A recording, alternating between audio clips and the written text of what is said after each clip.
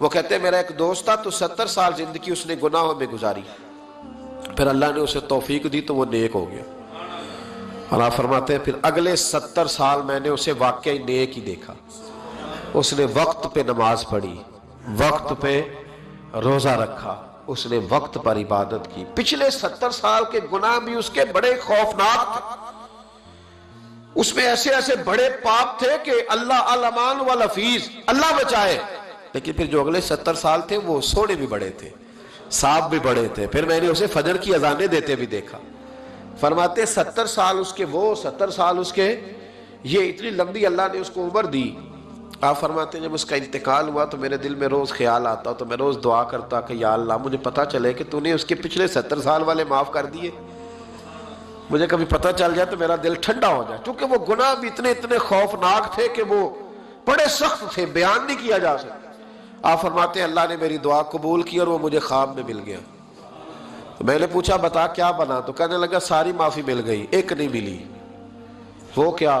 کہنے لگے میرے پڑوسی کی چھڑی اس کے دروازے کے آگے پڑی تھی، تو میں ایک رات نکل رہا تھا اپنے گھر سے تو وہ چھڑی میں نے اٹھا لی کہ رستے میں کچھ جانور ستائے نہ۔ فرماتے ہیں بغیر اس کی اجازت کے اس کے دروازے پہ پڑی ہوئی چھڑی میں نے اٹھائی تھی۔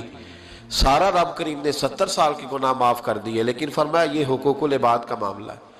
حضرت وہاب ابن منبہ کہتے ہیں مجھ سے کہنے لگا، فرشتے کہنے لگے ساری معافی ہے پر ایک کوڑا قبر میں تجھے کھانا پڑے گا اس چھڑی کے سبب سے جو کسی کی گلی میں بغیر اس کی اجازت کے اٹھا کے لے گیا۔ تو مجھے پتا تھا اس کی یار وہ یہی رکھتا ہے، جب باہر نکلتا ہے تو اٹھا لیتا ہے، میں نے اٹھا لی۔ فرماتے ایک کوڑا فرشتوں نے مارا تھا میری قبر پہ اور 100 دن میری قبر میں آگ بھڑکتی رہی ہے، 100 دن۔ اب اللہ نے مجھے فضل کیا ہے اور معافی ملی ہے۔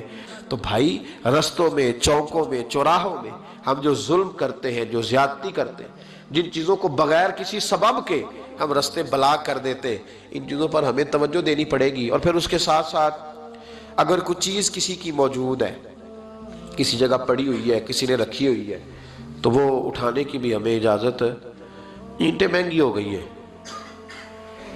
کافی مہنگی ہے نا جی ماشاءاللہ، اس لیے ہم لوگ گلیوں میں نہیں رکھتے۔ کیوں جی؟ ہمارے زمانے میں پاگل بھی وہ ہے جو روڑے اپنے گھر میں پھینکتا ہے۔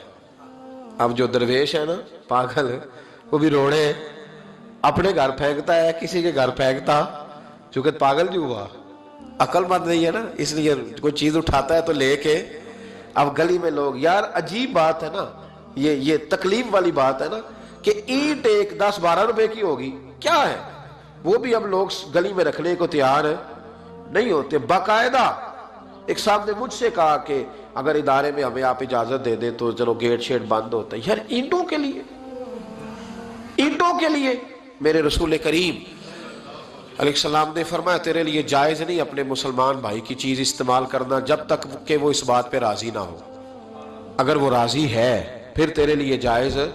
اور ہم راضی بھی بڑے مشکل طریقے سے کرتے ہیں، ہمارا سٹائل بڑا اور ہے۔ جب کسی نے اینٹیں پھگوا لی تو آپ آ گئے کہ 15 اینٹیں چاہیے، کیا کرے گا وہ؟ ہاں کہ نہ؟ نہیں صحیح دسیا جی، کیا کرے گا؟ انہیں آکھنا ہے پھر ان دیڑی ہی پیڑیاں نے۔ تو اب آپ کا کیا خیال ہے؟ بڑی خوشی سے دے رہا ہے، ہنس کے مسکرا کے دے رہا ہے، تو بھائی اتنی ضرورت تھی تو آپ موٹر سائیکل پہ جاتے کہ توڑا اینٹوں کا رکھ لاتے، وہ ملتی۔ یہ کیا ہے کہ شارٹ ہے دنیا میں؟